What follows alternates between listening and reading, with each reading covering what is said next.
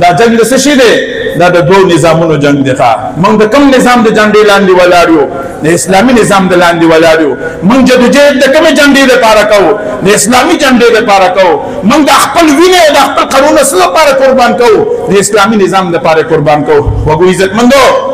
نن عالم کفر وای خاور بستاوي قوم بستاوي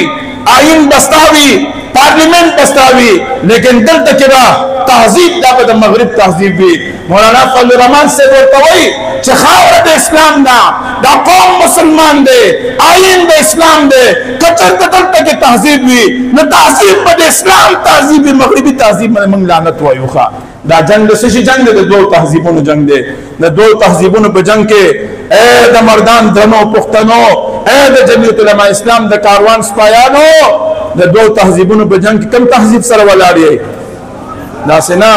عالم کفر ته وروي کوم تهذیب سره ولاړ یې اسلامي تهذیب سره ولاړ یو او په مغربي تهذیب منته لعنت وایو ها په مغربي تهذیب منته لعنت وایو ها خاور زماده دلته به اسلامي تهذیب وي او اسلامي تهذیب څه شه دی د رسول الله مبارک علیه الصلاۃ والسلام سنت ها څه شه د رسول الله مبارک علیه الصلاۃ والسلام سنت دا اسلامی تهذیب دی موږ به دغه اسلامی تهذیب د لپاره به جنګیږو مهنت او خواري وکړو کو به کنه ان شاء الله